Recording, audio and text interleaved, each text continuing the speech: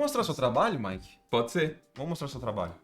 Pra quem não conhece, se você mora embaixo de uma pedra, esse aqui é o trabalho do Mike. Look Artwork perguntou o seguinte. Mike, você tem arte no tradicional recente? A última que eu vi foi a da arara azul com chifres. Eu acho que era uma arara. Mas acho que foi no digital. Esse projeto tá aí também, é o mais recente. Se você quiser abrir o das araras. É esse? Tipo, é o mais recente de todos. É esse aí, né? Desce um pouco. É essas araras aí. Essas araras eu fiz no digital. Mas tem um pouquinho no tradicional lá no final, assim, o último. Desce, meu filho. Vamos chegar. Desce, meu filho. Não, vê a barra de rolagem, galera. Vai chegar uma hora. Ele foi no digital, assim, totalmente, mas eu sempre faço umas coisas no tradicional também, tipo, às vezes eu vou fazer uma personagem no digital, eu começo desenhando ela no tradicional, né? Eu começo desenhando no sketchbook, escrevo umas coisas, sei lá. Eu gosto muito de equilibrar, assim. Ô, droga. Vou ter que descer de novo, desculpa. Não, Marco, desce rápido. Acho que é essa aí, ó. Tá vendo? Tem uns sketches aí de algumas das coisas que eu fiz no digital. Eu comecei no tradicional, escrevi, fiz um monte de coisa com caneta mesmo. E eu faço bastante isso, só que eu também gosto de fazer peças totalmente tradicionais, ou que o final é tradicional, né? Eu gosto bastante disso também. Vamos falar desse processo? Vamos. Que é muito da hora. Assim, pra falar a verdade, eu não ligo muito se o final vai ser digital ou tradicional, não muda tanto a minha mentalidade do que eu vou escolher pra fazer e tal. Mas o processo muda bastante, de tipo, o que eu vou fazer no meio. O final não muda tanto, entende? Eu não, tipo, começo falando, isso vai ser digital, ou isso vai ser tradicional. Tá. Eu tento pensar, isso vai ser um concept de uma arara, ou eu vou tentar fazer uma criatura misturando isso com aquilo, que eu tenho essa influência desse livro que eu lembro. É mais assim o processo. Aí o final vai se desenvolvendo meio naturalmente. Muitas vezes o digital ele é mais prático de eu voltar a trabalhar. Por isso que é bom fazer as etapas iniciais no digital. Ou você faz... Não, tipo assim... Por quê? Porque, por exemplo, caso... Eu não peguei seu gancho. Porque a thumbnail, que é uma parte do processo super importante, que tá tudo ali, é uma parte que você apresenta no workshop de thumbnail aqui na ICS, hein, galera? Nossa, cara, mais uma. Ligou perfeito. Nossa, isso foi perfeitamente. Foi tipo sem transição. Cara, foi perfeito.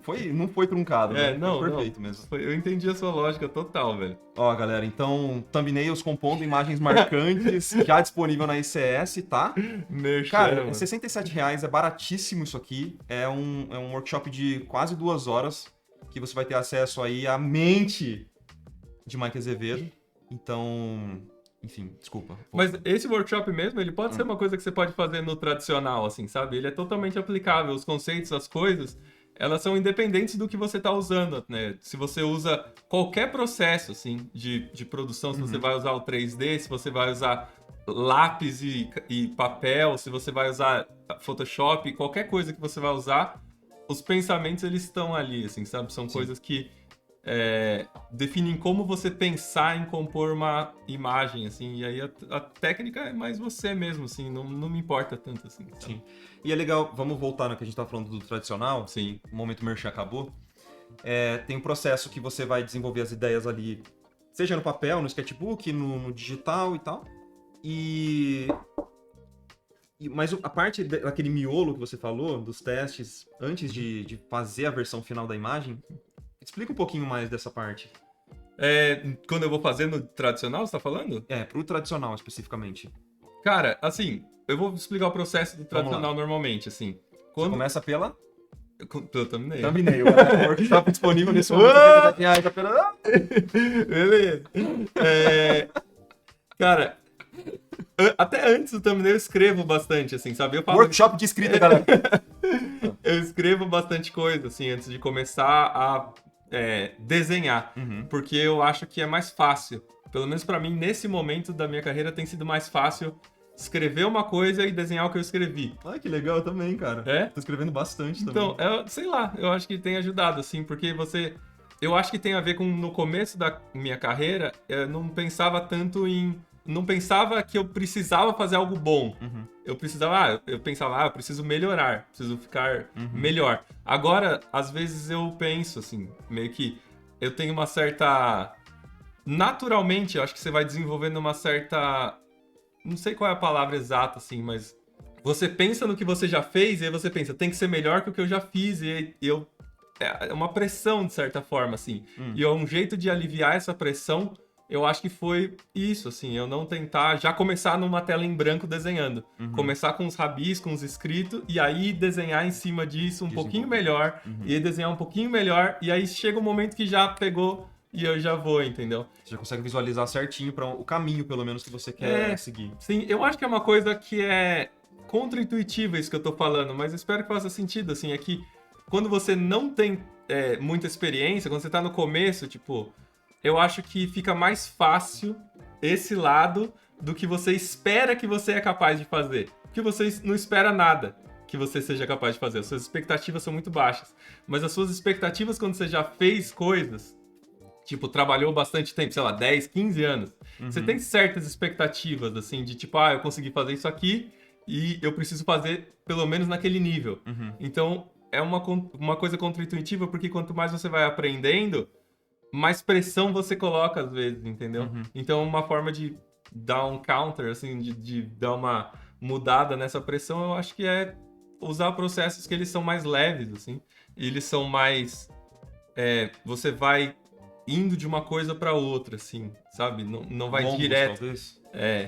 Talvez mais longo, assim. Dando até uma volta, mas é tempo. quase para você ir digerindo aquilo aos poucos. Sim, mas é uma volta que se você não desse essa volta, você não ia chegar nunca, entendeu? Você não ia nem fazer. Sabe uma coisa que alivia muita pressão, cara, na pintura tradicional? É eu não saber nada, assim, sabe? Sim. Tipo, é uma sensação muito boa. É engraçado falar isso, né? É. Não parece que é verdade. Talvez pra alguém tá vendo e falar, nossa, esse cara tá falando muita merda. Mas é verdade, assim, quando você não sabe, ou quando você não acha que sabe, né? Eu acho que é mais a sua percepção que importa, não a realidade. Importa só a sua percepção, assim, eu tô mais aberto, eu tô mais livre aqui. Você pinta sem a pretensão de fazer algo bonito, porque você sabe que você não sabe muita coisa, não tem experiência, então, bora arriscar, bora testar uns negócios aqui, eu não quero... É a minha primeira pintura, sei lá, segunda pintura, no tradicional. Mas, ao mesmo tempo, a experiência que eu tô tendo recentemente é que não é nada diferente também da pintura digital, né? Tipo, a gente coloca uma aura diferente na pintura tradicional, mas que no final das contas ela é super parecida com o digital, cara. Sim. Né? Especialmente o óleo, assim, pra mim. Pra mim, o acrílico. Eu não mexo muito com óleo, assim, porque é muito elaborado pra mim de, tipo, ter as coisas de diluição e tal. Tem que ser... Eu tipo assim, copo d'água, aí burocrático. Bebe um pouco da água, pinta um pouco com a água, bebe de novo um pouco e vai... o pincel. Exatamente. Toma um café, toma água da tinta, vai brincando ali, vai acontecendo a mágica. Mas isso acontece no óleo também. Cuidado. Mas é um processo assim. E aí, voltando no que você tava falando antes... É um processo que, pra mim, eu gosto muito de ir e voltar de tradicional e digital. Tipo assim, começar a fazer uns thumbnails no tradicional, finalizar eles no digital. Eu fiz isso pra cliente já até também, de tipo, fazer um pouco no tradicional, aí finalizar os thumbnails, deixar eles de forma entregável ali pra eles no digital, enviar, e aí receber um direcionamento... Fazer um teste de cor no digital, porque o digital ele permite muito teste, assim. A vantagem do digital é o teste sem comprometimento, nenhum, assim. E mudar a cor que você queira. Fazer o teste no digital. Aí, uma hora que eu tenho o teste no digital, eu lido como se eu estivesse fazendo um estudo da minha própria pintura no tradicional. Às vezes eu até... faço, tipo, tento realmente traçar um grid na minha pintura para entender exatamente os ângulos das coisas e meio que transpor ela para uma tela maior, né? Porque geralmente eu faço... as telas que a gente usa geralmente são coisas pequenas e aí na hora que for entregar, geralmente é um pouco maior, assim.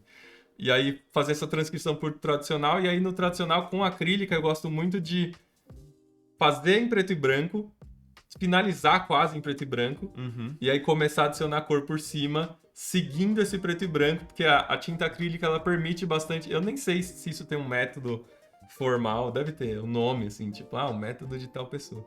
Mas eu uso esse. É o mais parecido com velatura possível. Velatura, exatamente. Só que no caso do Mike ele usa também tinta opaca, né? É a velatura das ruas, eu diria assim. A velatura de Osasco, Não, mas a velatura é literalmente isso. Você faz uma pintura em escala de cinza, e você traz as cores aos poucos, primeiro com tinta transparente, mas depois você usa tinta opaca. É isso aí. Ah, que é bom, né? Não saber das coisas. É gostoso. É bom. Mas felizão. Pinto aí, galera. Isso aí. E aí... É isso. E aí é uma parte Vai falando aí, eu já volto. Tá. É uma parte muito tranquila porque você... Tem muito... É quase tipo, você faz com bastante tempo, assim, sabe? É quase como uma meditação. Você vai fazendo calma ali. Olha aí. Ó, isso aqui, galera, é um quadro em pintura acrílica que ele fez, tá? Eu tô fazendo isso pra vocês ficarem com inveja? Talvez um pouco, mas olha que coisa linda. Isso aqui foi feito desse jeito, ó. É, exatamente. Olha que coisa mais maravilhosa. Timbersol do Dota, tá? Pra quem não sabe. Isso era trabalho de cliente, né? Era um card game. É um card game da Valve sobre Dota. E aí eles pediram... Eles permitiam fazer no tradicional ou digital, não importava muito pra eles, assim. Aí eu falei, vou fazer no tradicional. Eles falaram, beleza. E aí eu finalizei ela. E aí é um jogo, não sei nem se vocês conhecem esse jogo, mas ele saiu, aí meio que flopou total, deu muito errado. E aí nunca vai existir mais. Assim, são essas pinturas oficiais, já era. Eu trabalhei com um monte de artista legal lá. Eu lembro de bastante artista que eu gostava bastante. Quem me recomendou esse trabalho foi uma artista que eu gosto bastante do trabalho dela. Ela trabalha com Magic. Ela chama Anna Steinbauer, eu acho. The Pingo é o apelidinho dela, o nickname dela. Acho que eu conheço a arte dela. Talvez conheça, ela é muito boa. Lembra um pouco a Jana Schirmer, assim, também. Elas não sei se ela é alemã também. O jogo chamava... Artifacts. Foi aquele jogo que quando anunciaram no meio do International Campeonato de Dota, as pessoas não aplaudiram, digamos assim. Vamos lá. Mas é linda a arte, né? Você viu o tamanho dela, só pra galera ter um parâmetro, né, de como que é o tamanho e tal. E ela foi feita nesse método de escala de cinza pra transicionar pra cor. Sim, eu gosto muito disso. Eu gostaria de trabalhar mais com o tradicional, assim, também. Não necessariamente 100%, mas eu gostaria de trabalhar mais com o tradicional, com certeza. Eu gostaria de chegar nesse 100%, cara. É muito diferente, mano. Me resgatou a vontade de desenhar, assim, sabe? De pintar, de trabalhar com isso. Eu tava bem desanimado. E ter feito um trampo no tradicional, cara, me deu um estalo assim. Eu falei, cara, é isso que eu quero pra minha vida. É muito gostoso fazer Você isso. redescobre, né? Muito da hora, velho. E eu acho que uma coisa muito boa do tradicional, e aí já entra numa outra discussão que a gente pode ter depois, vamos pegar perguntas. Você quer discutir comigo? Não. Pode falar. A discussão na tua cara, assim, velho. Eu vou te falar isso agora. Não, eu até esqueci a discussão, cara. Não, é a discussão da influência que você tem na sua peça, né? Eu acho que o digital, especialmente hoje em dia, eu vejo essa mudança. É uma coisa que dá pra falar muito tempo, assim, só em geral. Mas no digital você tem muitas ferramentas que você pode usar. Tanto programas, quanto ferramentas nesses programas, quanto técnicas que você pode usar, quanto... tudo. Exatamente. Brush, ferramentas, foto, 3D, muitas coisas, que né? meio que vão fazer parte da pintura por você. Exatamente. Quanto mais essas ferramentas, elas podem ser ótimas para você utilizar, assim, tipo, qualquer ferramenta que você fizer pode te expressar artisticamente, legal, a partir do momento que ela seja uma coisa que não fere ninguém, né, em relação a direitos autorais e um monte de outras coisas, mas ela pode ser muito boa para você. Porém, elas têm a tendência de se tornar até cada vez mais, mas elas têm a tendência de ser poderosas, assim. Bem poderosas. Então, é criar uma cidade no negócio. De forma para criar uma cidade, aí você tira um print da cidade e pinta por cima. Ou cria um negócio, ou usa uma foto no rosto do personagem. Eu acho que essas ferramentas, elas têm bastante potencial para economizar tempo, mas esse tempo economizado, às vezes, é tempo de decisões que você poderia tomar. Tá ligado? E eu acho que o tradicional, ele não tem muito isso, assim. Ele tem menos isso, com certeza.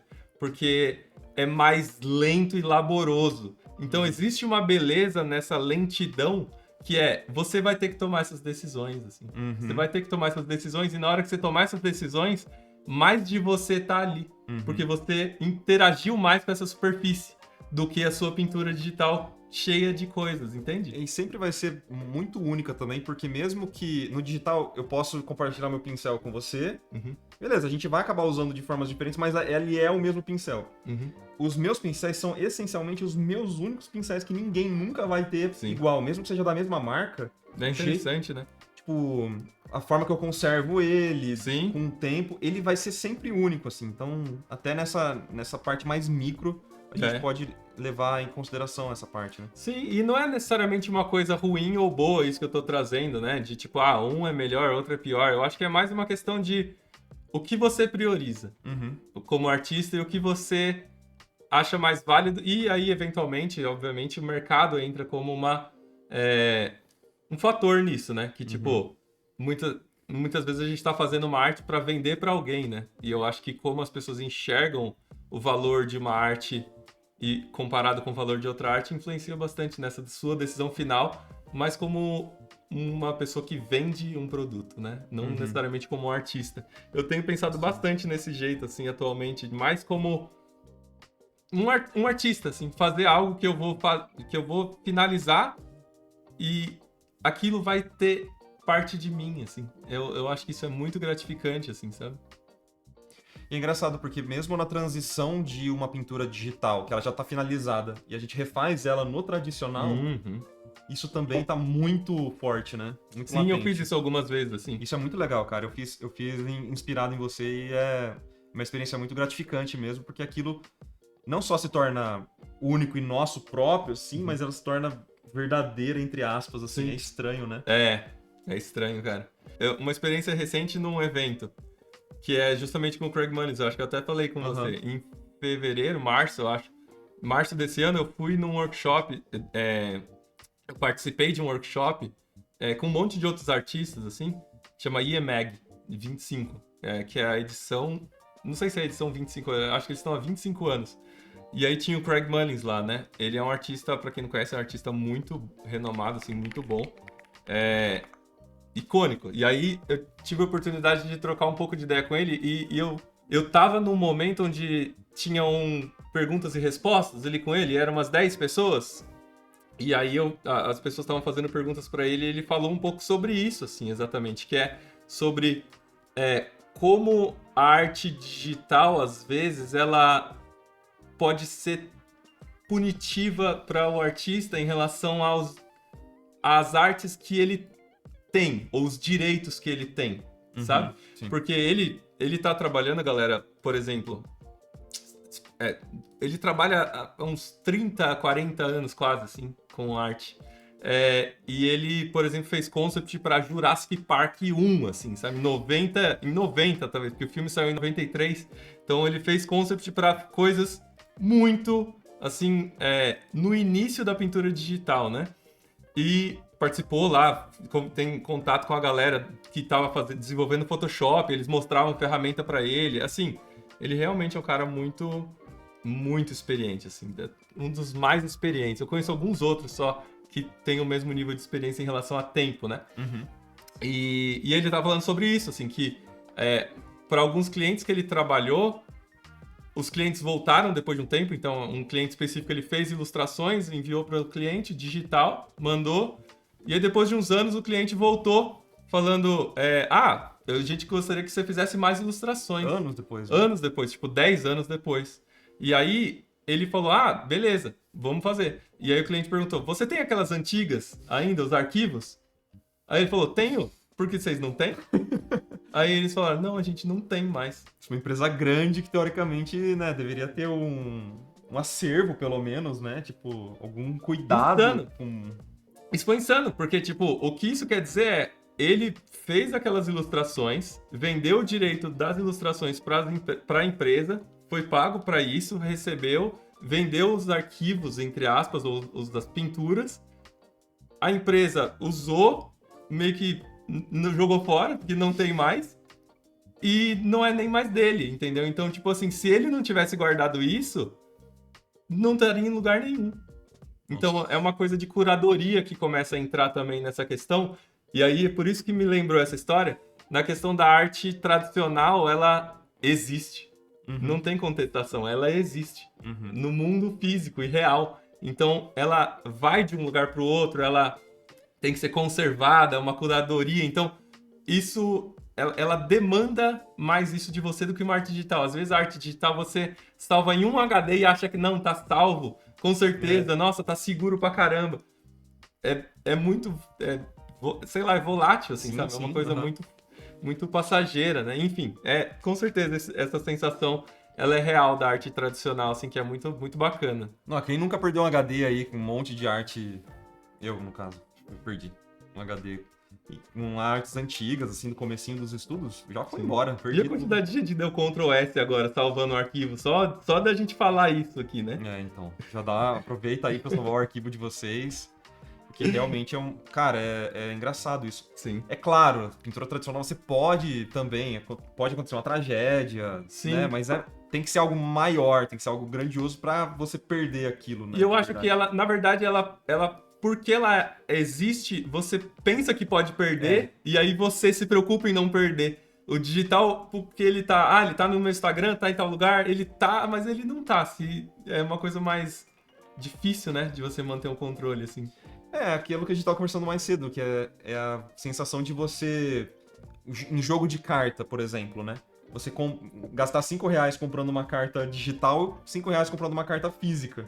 Né? Tipo, parece mais valioso. O digital é muito supérfluo, né, cara? Sim. Parece muito mais valioso você ter a carta física ali, poder ter uma experiência tátil com aquilo. Doideira, né?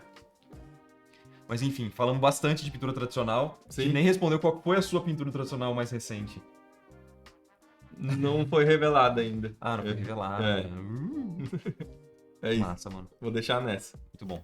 Você acabou de assistir a um corte de um conteúdo que está disponível lá no nosso canal principal. Eu vou deixar o linkzinho aqui para vocês poderem assistir. E aqui embaixo eu vou deixar o link de um outro conteúdo parecido com esse que talvez vocês também gostem de assistir. Não se esquece de se inscrever nesse canal de cortes aqui também. A gente se vê na próxima e tchau, tchau.